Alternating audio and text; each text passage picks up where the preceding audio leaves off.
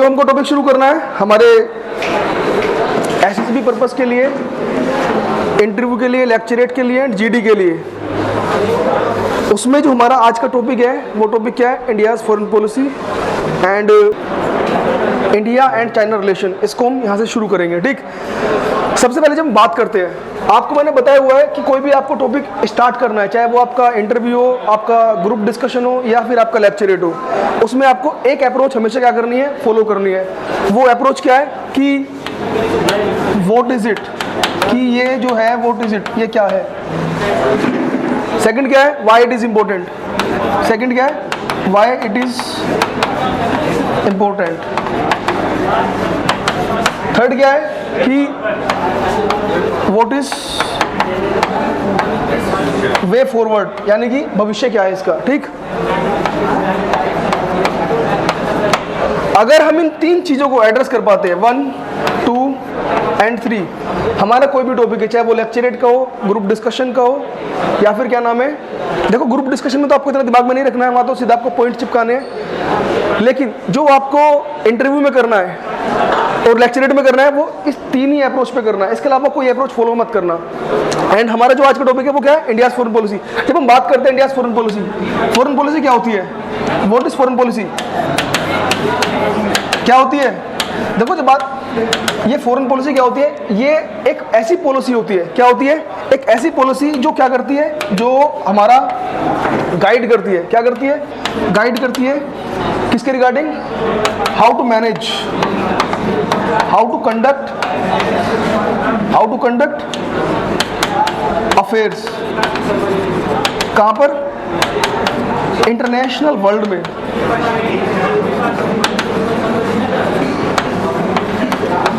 यानी कि जो हमारी फॉरेन पॉलिसी होती है वो एक ऐसी पॉलिसी होती है जो हमको गाइड करती है कि हमको हमारे जो इंटरनेशनल कम्युनिटी है उसमें अपने जो रिलेशंस है उसको मैनेज कैसे करना है।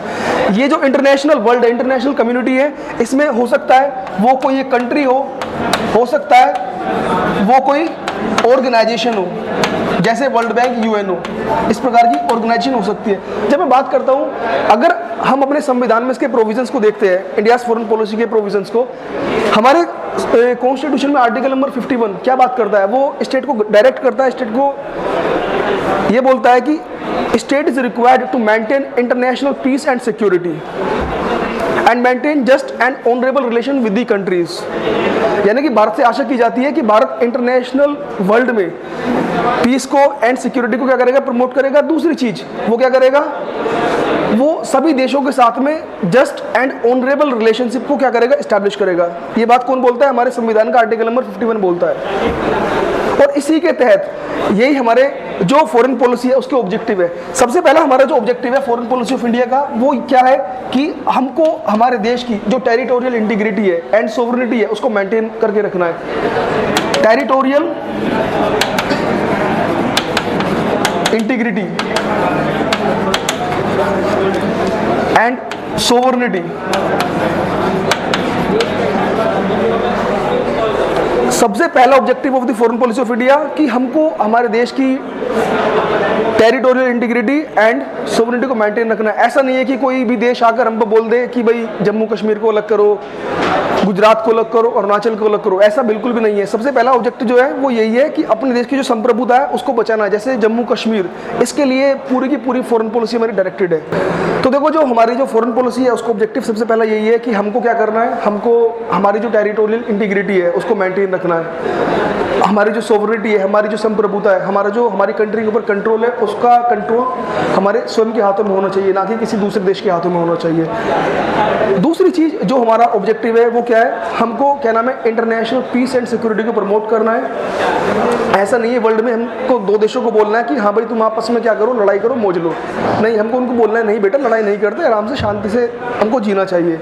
एंड तीसरी चीज, हमको वर्ल्ड में जो इकोनॉमिक डेवलपमेंट होता है, जो सस्टेनेबल डेवलपमेंट होता है, प्रमोशन होता है, इसका क्या करना है? इसको भी प्रमोट करना है। तो ये हमारी फॉरेन पॉलिसी के कुछ ऑब्जेक्टिव्स है जो गाइड करते हैं इसको। इसमें एक इम्पोर्टेंट जो प्रोविजन है वो है पंचशील का, यानी कि हम क्या करेंगे? हम दो देशों के बीच में या फिर इंटरनेशनल लेवल पर हम ये प्रयास करेंगे कि दो देश आपस में एक दूसरे की जो टेरिटोरियल इंटीग्रिटी है उसको वोलेट ना करे, एक दूसरे के जो इंटरनल अफेयर्स है उसमें वो इंटरवेंशन ना करे एंड एक दूसरे के खिलाफ वो युद्ध ना करे, इस प्रकार की सारी बातें इसमें मेंशन होती है। ओके, यहाँ तक कोई डाउट? जब हम आगे बढ़ते हैं हम देखते हैं, सबसे पहले बात करते हैं इंडिया और चाइना रिलेशन की। कई बार इंडिया और चाइना रिलेशन को हम क्या बोलते हैं? सिनो चाइना रिलेशन। क्या बोलते हैं? सिनो चाइना रिलेशन। सिनो चाइना क्यों बोलते हैं? क्योंकि जब हम टर्म इस्तेमाल करते हैं इंडो चाइना, उसका मतलब हो जाता है कि साउथ ईस्ट एशिया की बातें हम कर रहे हैं, खासतौर से मलेशिया, थाईलैंड वगैरह की। लेकिन जब हम बात करते हैं सिनो चाइना की, तो वो सिंपली कहाँ पर जाता है? इंडिया और चाइना को डिनोट करता है। देखो, चाइना और इंडिया दोनों के दोनों क्या है? दोनों के दोनों एक हिस्टोरिकल सिविलाइजेशन कंट्री है, दोनों के दोनों एक दूसरे के नेबर कंट्री है एंड दोनों का जो बॉर्डर है, तकरीबन इंडिया और चाइना 3400 किलोमीटर का बॉर्डर आपस में क्या करते हैं? वो शेयर करते हैं। तो इंडिया के लिए चाइना एक बहुत महत्वपूर्ण क्या है? एक कंट्री है।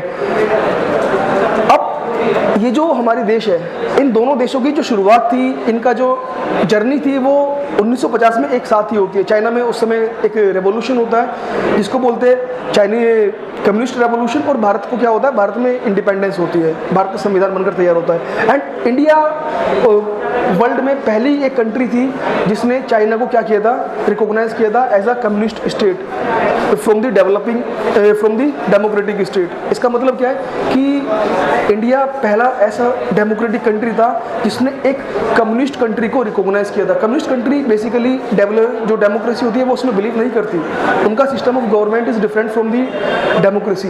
अब देखो, उसके बाद में दोनों देशों के बीच में जो रिलेशनशिप है वो काफ़ी ऊंचाई बढ़ जाती है, क्योंकि पंडित नेहरू जो उस समय के भारत के प्रधानमंत्री थे, उनका ऑब्जेक्टिव बेसिकली ये था कि हमको एशिया को बिल्ड करना है। अगर एशिया को बिल्ड करना है, भारत और चाइना दोनों के दोनों इसके लिए इनफ है। हमको एशिया को क्या करना है? लीड करना है। अब देखो, होता क्या है कि दोनों देशों के बीच में रिलेशनशिप काफ़ी इंप्रूव होती है, लेकिन 1962 में एक ऐसा मोड आता है जब दोनों देशों के बीच में बॉर्डर को लेकर क्या हो जाता है कि डिस्प्यूट हो जाता है। एंड उसके बाद में दोनों के जो रिलेशनशिप होते हैं काफ़ी सीवियर हो जाते हैं, काफ़ी पुअर हो जाते हैं। एंड बाद में जाके जब राजीव गांधी विजिट करते हैं टू दी चाइना, उसके बाद में जाकर रिलेशनशिप काफ़ी इंप्रूव हो पाती है। उसके बाद से आज 2022 चल रहा है, उसमें अप्स एंड डाउन्स चलते रहते हैं। ठीक, तो ये कुछ हमारी एक ब्रॉड टाइमलाइन थी इंडिया चाइना रिलेशनशिप की। देखो, जब मैं बात करता हूँ इंडिया चाइना रिलेशन की, तो इसमें हमको सबसे ज़्यादा फोकस करना होता है कि अभी इंडिया और चाइना के बीच में जो डिस्प्यूट्स है वो डिस्प्यूट्स किस प्रकार के हैं। अगर मैं बात करता हूँ इंडिया चाइना के बीच में जो डिस्प्यूट्स है, सबसे पहला हमारा जो डिस्प्यूट्स इमर्ज होकर आता है दैट इज बॉर्डर डिस्प्यूट। दोनों देशों के बीच में 3400 किलोमीटर का बॉर्डर शेयर होता है एंड ये बॉर्डर पर हमारा एक बार वार भी हो चुका है। उसके बाद हमने 2017 में देखा था डोकलाम स्टैंड ऑफ हो चुका था एंड हम लोगों ने देखा था कब भी 2021 में कि गलवान वैली इंसिडेंट हुआ था, जिसमें दोनों देशों की जो मिलिट्री थी वो आपस में एक दूसरे के खिलाफ आ गई थी। तो ये जो बॉर्डर डिस्प्यूट है इंडिया और चाइना रिलेशन के लिए काफ़ी मतलब एक बोल सकते हो कि बहुत बुरी चीज़ है, क्योंकि जब तक इसका सोल्यूशन नहीं निकलता है तब तक दोनों देशों के बीच में जो खटास होती है वो बढ़ती ही जा रही है।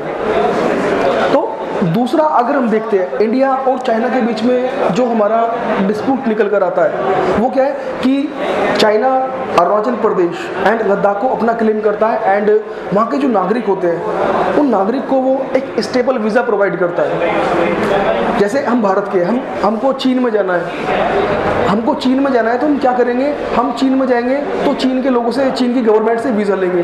लेकिन चूँकि हम क्या नाम है अरुणाचल प्रदेश के हैं या फिर क्या नाम है लद्दाख के, तो यहाँ के होने की वजह से हमको वीज़ा नहीं मिलेगा। हमको क्या मिलेगा? एक स्टेपल वीज़ा मिलेगा। वो इसलिए दिया जाता है कि ये जो लोग हैं ये लोग भारत के नहीं हैं, ये लोग चीन के ही निवासी हैं। तो ये एक सबसे बड़ा सेकंड नंबर का डिस्प्यूट है। पहले नंबर पर क्या है? हमारा बॉर्डर डिस्प्यूट। तीसरे नंबर पर हमारा क्या है कि अरुणाचल के लोगों को एक स्टेबल वीज़ा प्रोवाइड करता है। तीसरे नंबर पर अगर हम देखते हैं, चीन हमेशा से बोलता है कि भारत ने जो तिब्बत के विद्रोही लीडर है जिनका नाम है दलाई लामा, उनको भारत में क्या दी हुई है? शरण दी हुई है। एंड वो क्या करते हैं? तिब्बत में जो इंसर्जेंसी होती है उसको वो हवा देते हैं। तो दलाई लामा का जो इशू है भारत और चीन के बीच में वो भी एक बहुत बड़ा इशू है और ये भी दोनों के जो रिलेशनशिप होते हैं उसको वो क्या करता है? इसको प्रभावित करता है। अगर हमको हमारे जो रिलेशनशिप है उसको एक अच्छे लेवल पर लेके जाना है तो इसमें कहीं ना कहीं हमको देखना होगा। अगर हम अगली बात करते हैं, अगला डिस्प्यूट देखते हैं तो वो ये निकल कर आता है कि भारत और चाइना के बीच में जो बेल्ट एंड रोड इनिशिएटिव है वो भी एक बड़ा डिस्प्यूट के तौर पर उभर कर आ रहा है। क्यों? क्योंकि भारत एलिगेशन लगाता है चाइना पर कि उस बेल्ट एंड रोड इनिशिएटिव के अंदर कोई भी ट्रांसपेरेंसी नहीं है। वो जो भी कंट्री उसमें शामिल हो रहे हैं वो डेब्ट ट्रैप में फंसते जा रहे हैं, यानी कि कर्ज के जाल में फंसते जा रहे हैं। एंड ये जो बेल्ट एंड रोड इनिशिएटिव है ये बेसिकली क्या कर रहा है, ये इंडिया की जो टेरिटोरियल इंटीग्रिटी होती है, सोवरेनिटी होती है, उसका वोलेशन कर रहा है। जबकि territorial integrity and sovereignty India की फॉरेन पॉलिसी का सबसे बड़ा ऑब्जेक्टिव है कि उसको अपने देश की टेरिटोरियल इंटीग्रिटी एंड सोवरेनिटी को हर हाल में क्या करना है, मेंटेन रखना है। जो बेल्ट रोड इनिशिएटिव है इसका एक कंपोनेंट सी पैक, आपको मालूम है कि वो कहाँ से जा रहा है, वो हमारे कश्मीर से होके जा रहा है जो कि पाकिस्तान के कंट्रोल में है। Without taking the permission of India, उसके बावजूद भी उन्होंने वो क्या कर दिया, उसको प्रोजेक्ट को इनिशिएट कर दिया है। तो ये भी एक बहुत बड़ा कंसर्न है दोनों के बीच में। इसके बाद अगर हम देखते हैं, इसके बाद अगर आप देखोगे कि जो इंडिया और चाइना है, इंडिया और चाइना जो है, इन दोनों के बीच में ट्रेड जो है,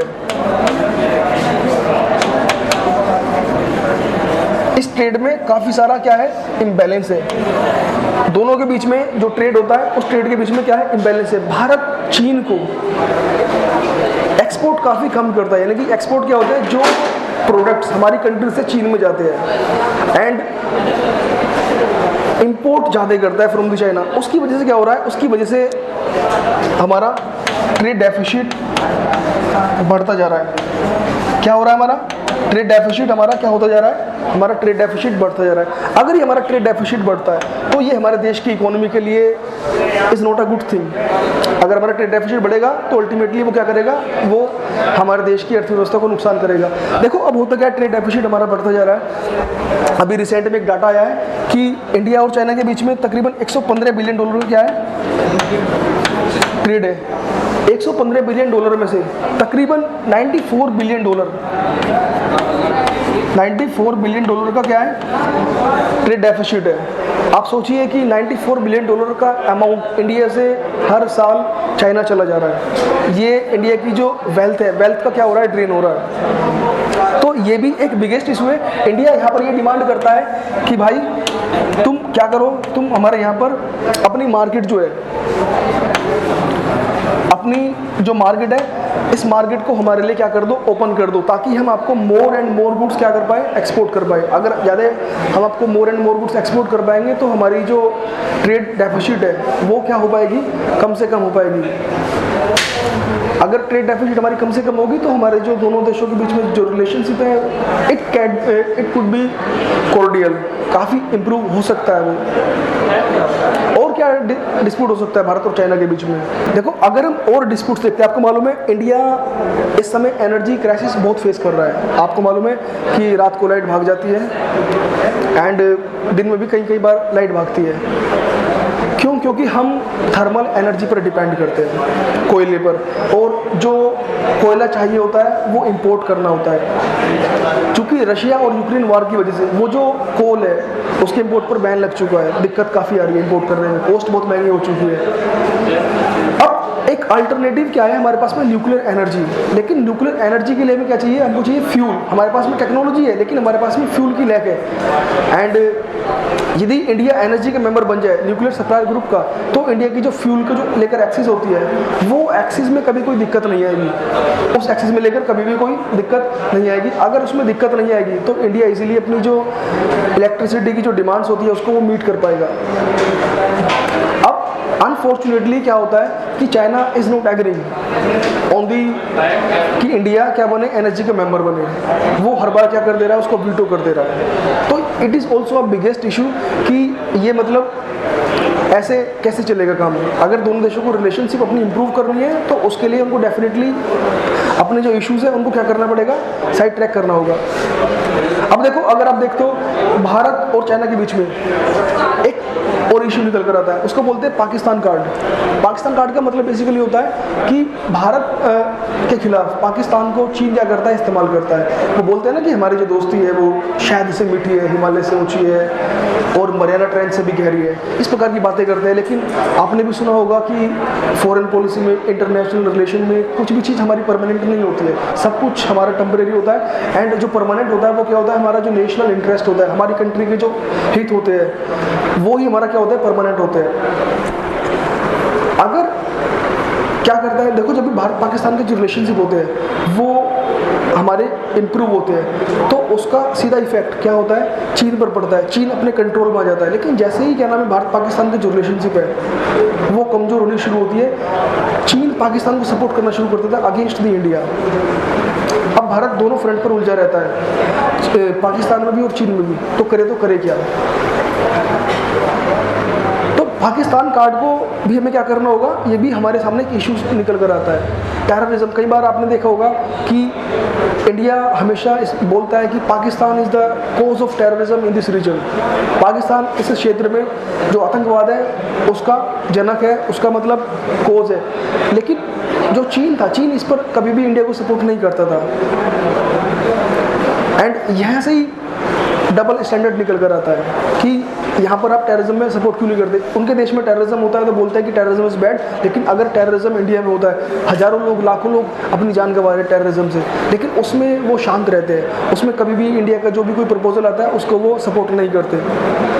देखो ये इतने सारे डिस्प्यूट्स दोनों देशों के बीच में है और दोनों देश एक ऐतिहासिक सिविलाइजेशन है, दोनों देशों का बॉर्डर शेयर होता है। तो हमको आगे क्या करना होगा, what is the way forward, what is the way forward. Way forward में आपको मालूम है कि दोनों देश दोनों देश जो है वो बहुत बड़े देश है। दोनों देश क्या है, बहुत बड़े देश है। और इन देशों के बीच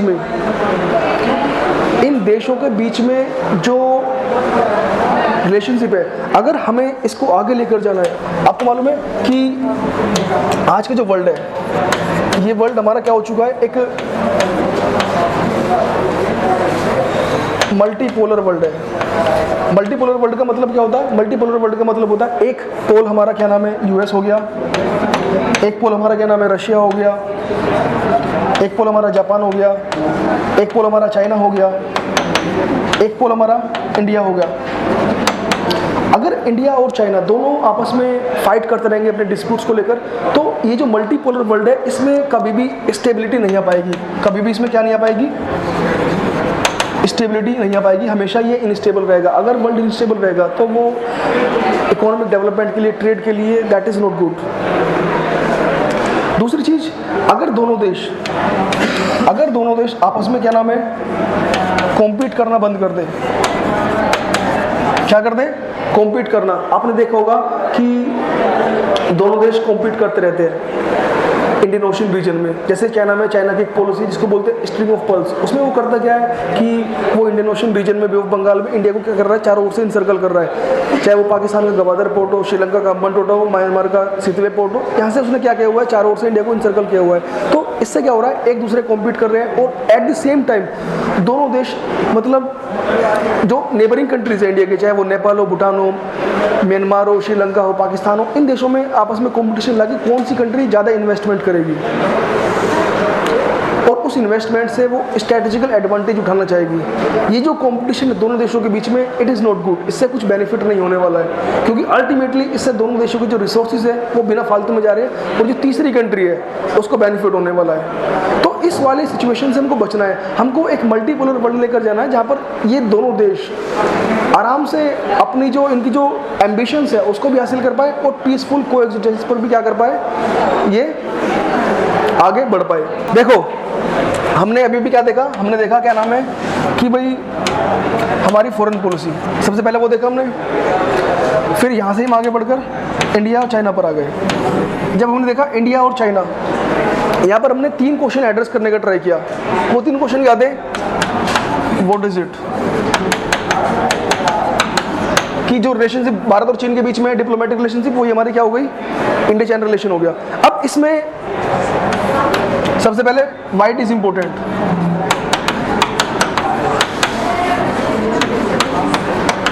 व्हाई इट इज इंपॉर्टेंट, इसके बाद में कि हमारा जो वर्ल्ड है, वर्ल्ड में पीस और स्टेबिलिटी के लिए जो दोनों देश हैं, दोनों देशों के बीच में क्या होनी चाहिए, जो रिलेशनशिप है वो काफ़ी इंप्रूव होनी चाहिए। तो देखो ये जो हमारा हमने देखा इसको इंडिया चाइना इशू, इस इंडिया चाइना रिलेशनशिप में पहला क्वेश्चन था व्हाट इज इट, सेकंड था why it is important. Important क्यों है, क्योंकि हमको वर्ल्ड में पीस एंड स्टेबिलिटी को क्या करना है, उसको प्रमोट करना है। अगर उसको प्रमोट करना है तो हमें सबसे पहले हमारे बीच में जो इश्यूज थे उनको क्या करना है, उनको एड्रेस करना है। और वो इश्यूज क्या क्या थे, हमने देखे थे कि दोनों देशों के बीच में बॉर्डर डिस्प्यूट है, दोनों देशों के बीच में दलाई लामा का इशू है, दोनों देशों के बीच में स्टेपल वीजा का डिस्प्यूट है, दोनों देशों के बीच में बेल्ट रोड इनिशिएटिव का डिस्प्यूट है, दोनों देशों के बीच में ट्रेड इम्बैलेंस है। ये सारी चीज़ें हमने देखी है। अब जो हमारा नेक्स्ट क्वेश्चन था वो क्या था, what is way forward, what is way forward. हमने वे फॉरवर्ड में क्या देखा, हमने वे फॉरवर्ड में देखा कि भाई हमको आगे क्या करना है, आगे क्या करना है। सबसे पहले हमको हमारे देशों के बीच में ये जो हमारे जो डिस्प्यूट्स है,